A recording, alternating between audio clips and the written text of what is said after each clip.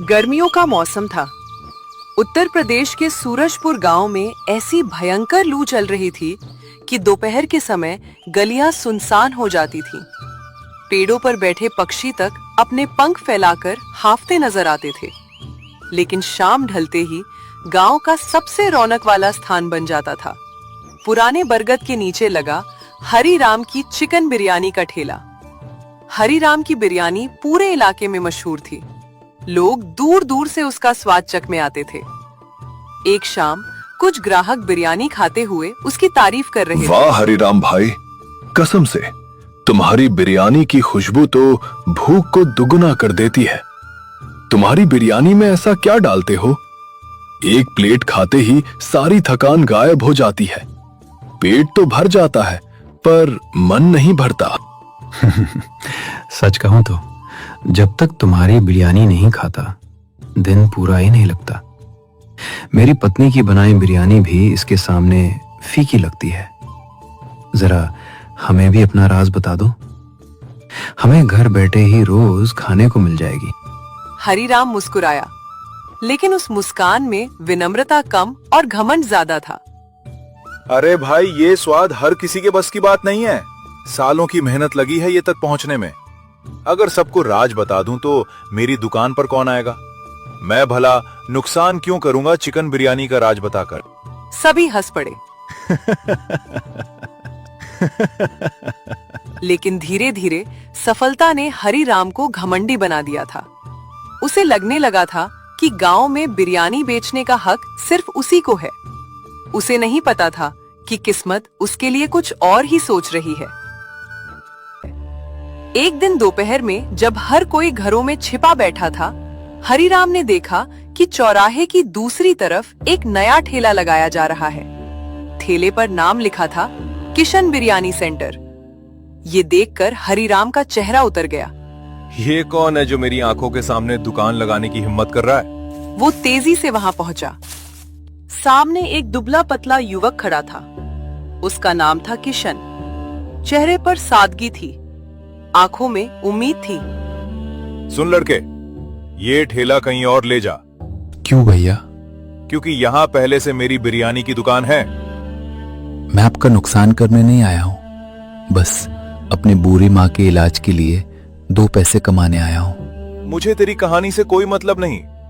भैया, पेट की आग बहुत बड़ी होती है। जब घर में दवा के पैसे न हो तो इंसान हर दरवाजा खटखटाता है। मुझे चिकन बिरयानी बनाना मेरी माँ ने सिखाया था, तो मैंने इसका ठेला लगा लिया। मुझे और कुछ नहीं आता है। इस जगह मेरा चिकन बिरयानी का ठेला लगता था और आगे भी लगता रहेगा। शाम तक तेरा ये ठेला यहाँ से हट जाना चाहिए, समझा लड़के? इतना कहकर हरिराम वहां से घर को चला जाता है। हरिराम को गुस्से में देखकर उसकी पत्नी पूछती है, क्या बात है जी, बहुत गुस्से में लग रहे हो? किसी से कोई बात हो गई है क्या? जिस जगह पर मैं चिकन बिरयानी का ठेला लगता हूँ, उसी के पास एक लड़का अपना ठेला जमा रहा है।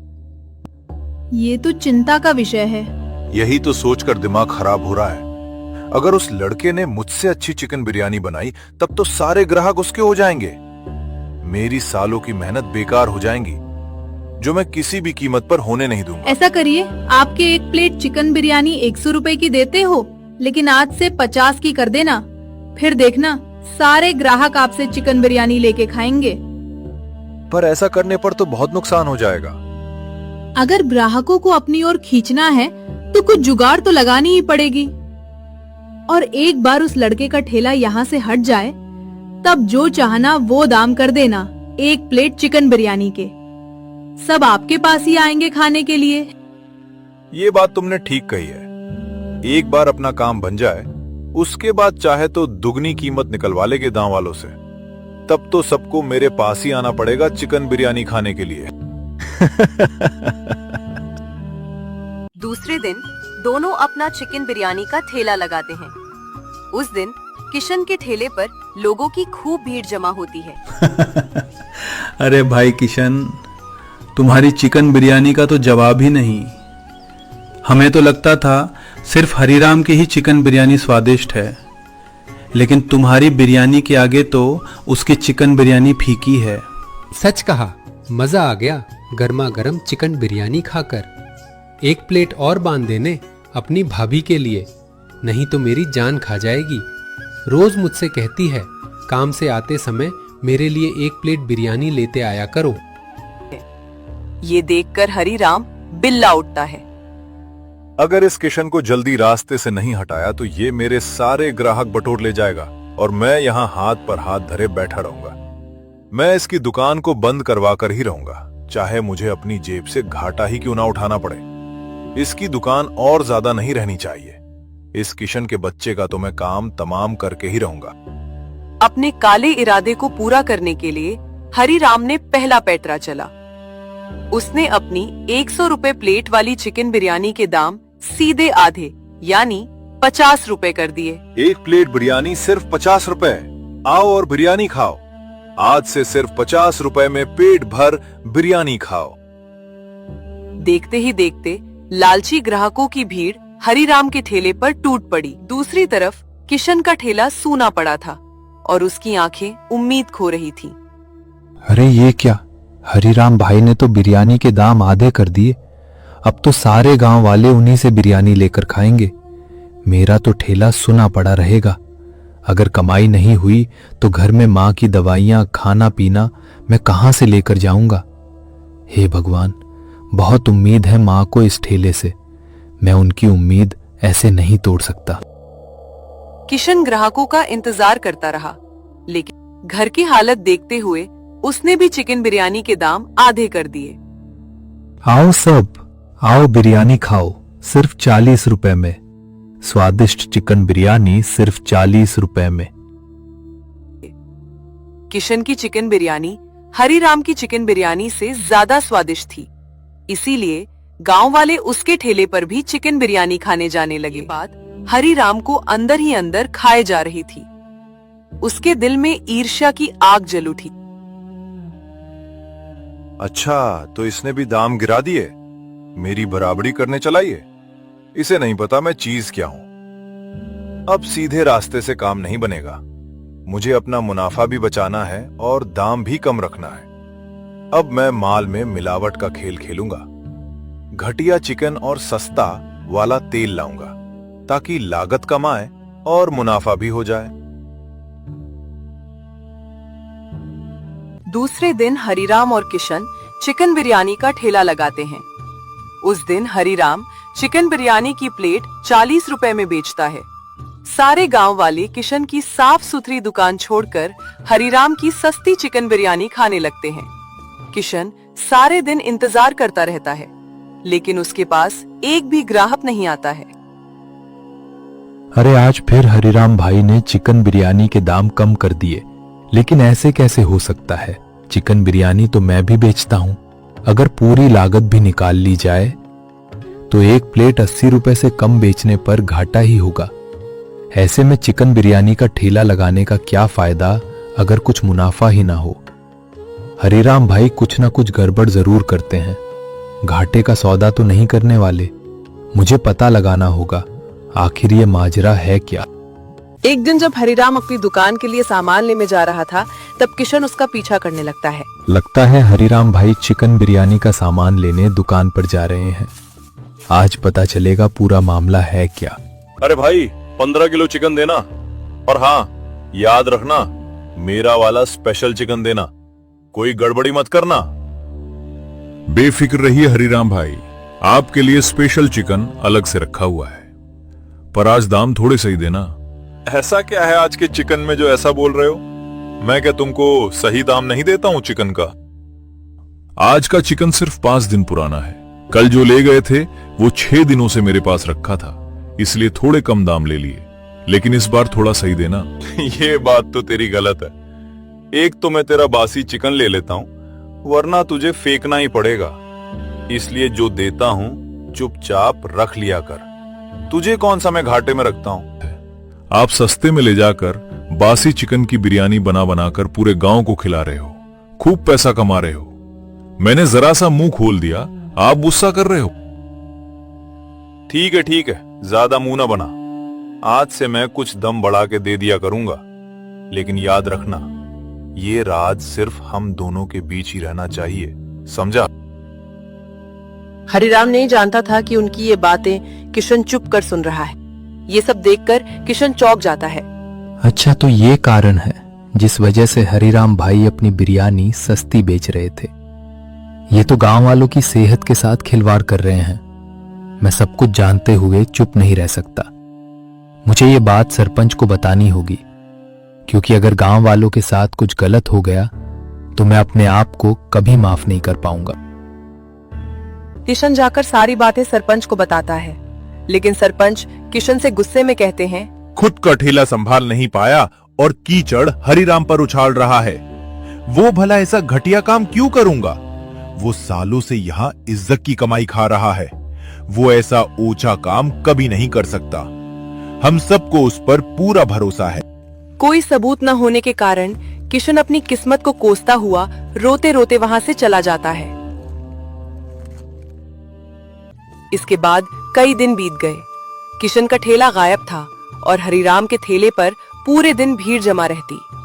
अब उसने अपनी असली फितरत दिखाई और चिकन बिरयानी के दाम सीधे 110 रुपए प्लेट कर दिए और लोग मजबूरी में उसे पैसे देने लगे। उसके बढ़े हुए दामों को देखकर लोगों का माथा ठनक गया। ये क्या अंधेर गर्दी है हरिराम? किशन क्या हटा? तुमने तो सीधे लोगों की जेब पर डाका डालना शुरू कर दिया। दाम आसमान पर पहुंचा दिए। लोग तुम्हारी बिरयानी पसंद करते हैं, इसका तुम बहुत फायदा उठा रहे हो। अरे काका जी, क्या बताऊं, बाजार में कच्चे माल के दाम आसमान छू रहे हैं और चिकन भी दिन पर दिन महंगा होता जा रहा है। मैं अपने गांव वालों की सेहत से समझौता नहीं करना चाहता, इसलिए थोड़ा दाम बढ़ाना पड़ा। हरिराम लालच में पूरी तरह अंधा हो चुका था। उसे अच्छा बुरा कुछ नहीं दिखाई दे रहा था, पर कहते हैं पाप का घड़ा एक दिन जरूर भरता है। एक दिन गांव के सरपंच हरिराम ठेले पर आए और बोले, मेरे घर आज कुछ बहुत खास मेहमान आ रहे हैं। उनको चिकन बहुत पसंद है, तो मैंने सोचा क्यों ना उन सबको तुम्हारे यहाँ की स्वादिष्ट चिकन बिरयानी खिला दूं। बहुत खुश हो जाएंगे सब। 15 प्लेट गर्मा गर्म बिरयानी पैक कर दो जल्दी से। सरपंच जी, अपने मुझे अपने खास मेहमानों की सेवा का मौका देकर मेरा मान पूरे गांव में बढ़ा दिया है, और मेरी चिकन बिरयानी का भी। मैं आपको निराश नहीं करूंगा। आपके मेहमान एक बार खाएंगे तो बार बार आएंगे आपसे मिलने को, क्योंकि ऐसी चिकन बिरयानी आसपास किसी भी गांव में नहीं मिलती है।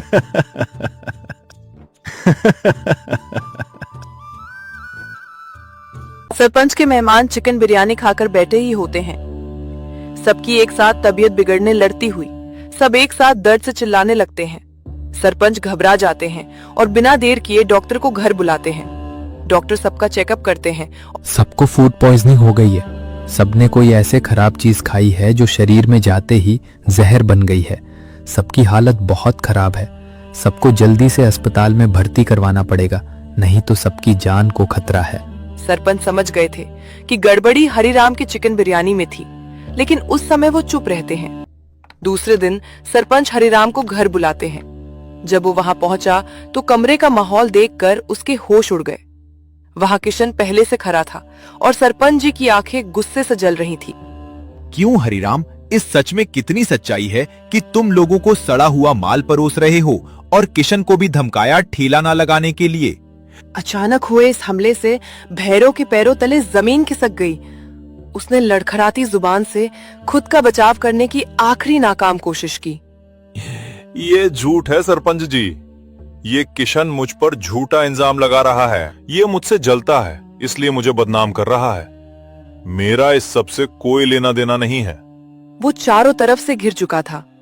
तभी सरपंच जी ने एक आवाज लगाई और पीछे से चिकन बेचने वाला उनके पास आया, जिसे देखकर हरिराम का बचा खुचा हौसला भी टूट गया। तुम खुद अपने जाल में फंस गई। सच को दबाया जा सकता है, लेकिन सच एक ना एक दिन सामने आता जरूर है। इसने मुझे सब सच बता दिया है। तुम दोनों ने लालच में आकर दूसरों की जान को जोखिम में डाला है। लोगों को सड़ा चिकन खिलाता है। तुमने एक गरीब की रोजी रोटी क्यों छीनी और पूरे गांव की जान से क्यों खिलवाड़ किया? अब अपना गुनाह कबूल करो। तुम्हारे पास कोई रास्ता नहीं बचा है। सच की रोशनी के सामने हरिराम का झूठ का महल ताश के पत्तों की तरह ढह गया। किशन की आंखों में बरसों का दर्द और आज के न्याय की चमक साफ दिख रही थी। हरिराम घुटनों के बल बैठ गया और उसके घमंड के आंसू कीचड़ में मिलने लगे। उसने रोते हुए अपना गुनाह स्वीकार कर लिया।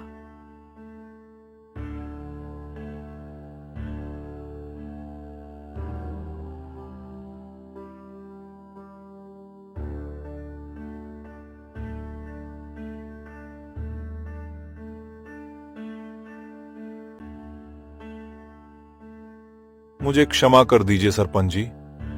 लालच ने मेरी बुद्धि पर पत्थर डाल दिया था। मैं अहंकार में अंधा हो गया था कि कोई मेरे सामने कैसे टिक सकता है। मुझसे बहुत बड़ा पाप हो गया। मैंने सबकी जान के साथ खिलवाड़ किया है। मुझे क्षमा कर दीजिए। सफाई मत दो। तुमने जो गुनाह किया है उसकी सजा तो भुगतनी होगी। जब तक किशन का काम दोबारा शुरू नहीं होता, तुम्हारा ठेला पूरी तरह बंद रहेगा। तुमने जो किया उसके लिए तुम्हें पूरे गांव वालों से माफी मांगनी पड़ेगी। इस घटना ने हरिराम की आत्मा को अंदर तक झकझोर दिया।